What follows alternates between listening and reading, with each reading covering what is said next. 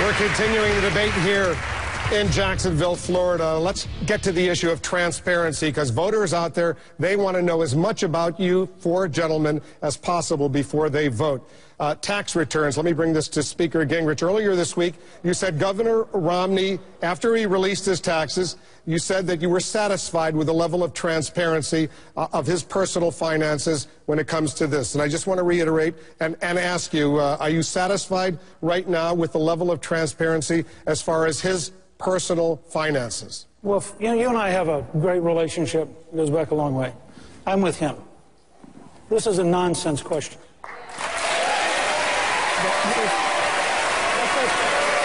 Look,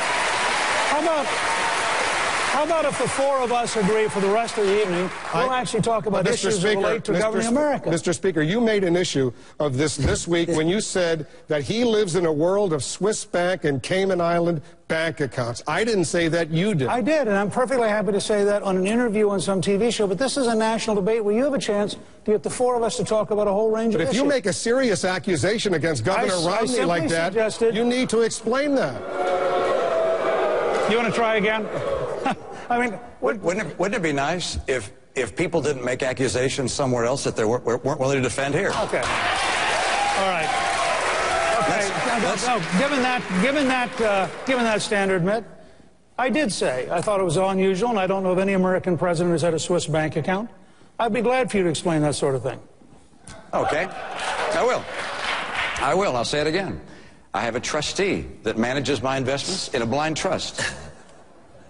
That was so that I would avoid any conflicts of interest. That trustee indicated last week when he was asked about this, he said that he wanted to diversify the investments that I had. And for a while, he had money in a Swiss account reported in the U.S., full taxes paid on it, U.S. taxes. There's nothing wrong with that. And I know that there may be some who try and make a deal of that, as you have out publicly. But look, I think it's important for people to make sure that we don't castigate individuals who've been successful and try and, by innuendo, suggest there's something wrong with being successful and having investments and having a return on those investments. The Speaker, you've indicated that somehow I don't earn that money. I have earned the money that I have. I didn't inherit it. I take risk. I make investment. Those investments lead to jobs being created in America. I'm proud of being successful. I'm proud of being in the free enterprise system that creates jobs for other people. I'm not going to run from that. I'm proud of the taxes I pay. My taxes plus my charitable contributions this year, 2011, will be about 40%. So look, let's put behind this idea of attacking me because of my investments or my money, and let's get Republicans to say, you know what you've accomplished in your life shouldn't be seen as a detriment. It should be seen as an asset to help America.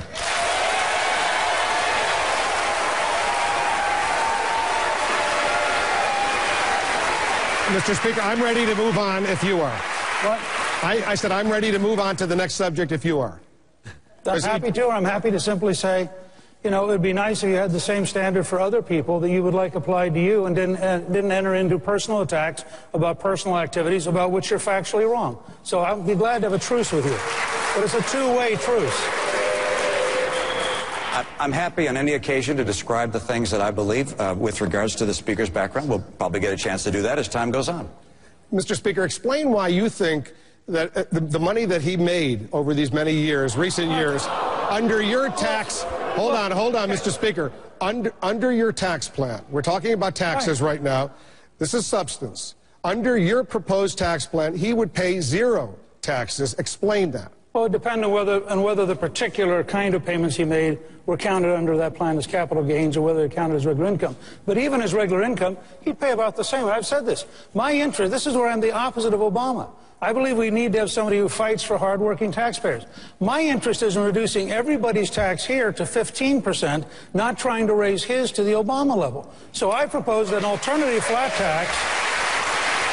You know, I have proposed an alternative flat tax that people could fill out where you could either keep the current system, this is what they do in Hong Kong, you either keep the current system with all of its deductions and all its paperwork, or you'd have a single page. I earned this amount, I have this number of dependents, here's 15%.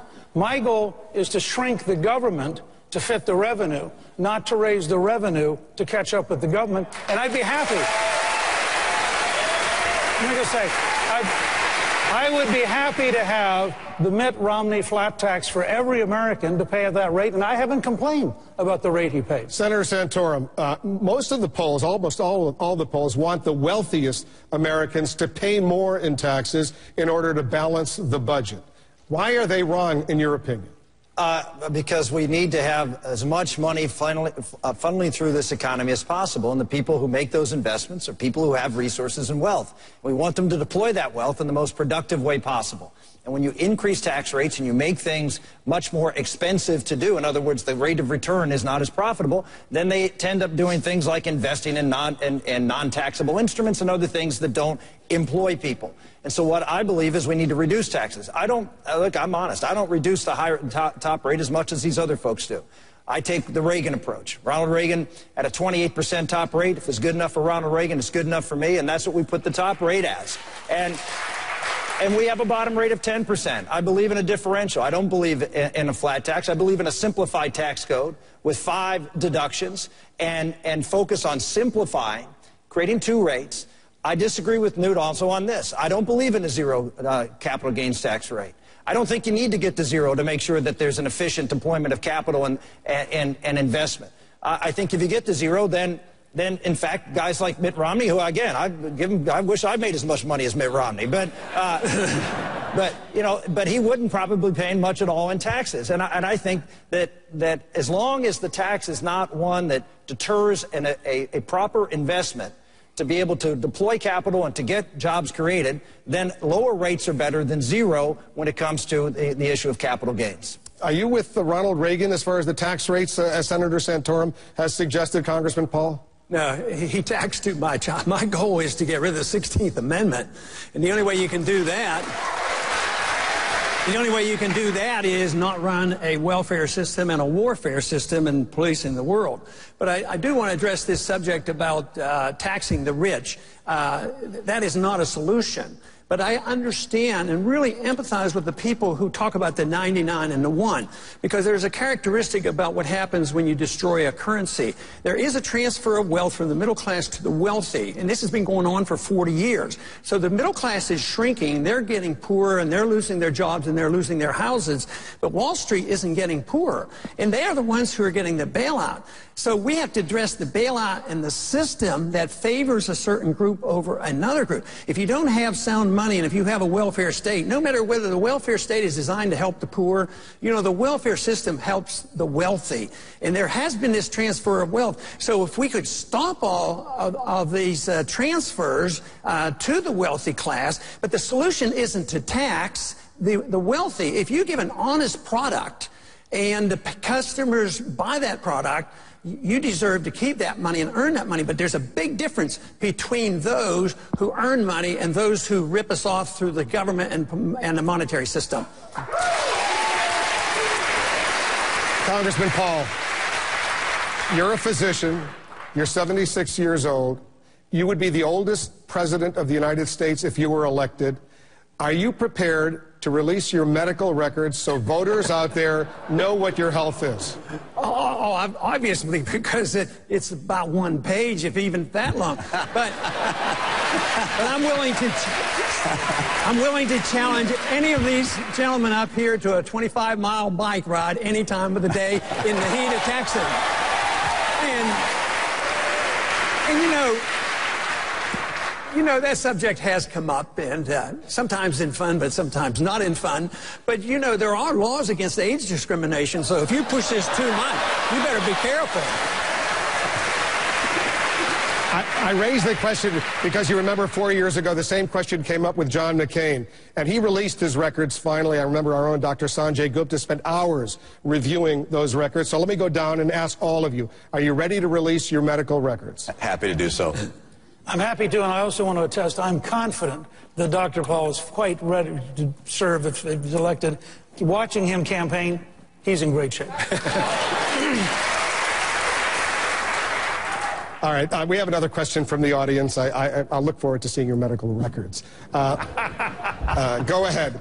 Let's take a question right now. Please introduce yourself as well. Good evening. My name is Matthew Bathel. My question is, what would your plan be for the future of manned space flight and the future of NASA? All right, let me go to Governor Romney on this one. An important issue, especially here in Florida, where a lot of people have lost their jobs as a result of the decline of the space program. Yesterday, Speaker Gingrich outlined a pretty long plan on what to do about it, and he said that by the end of his second term, if he were elected president, there would be a permanent base on the moon. Good idea?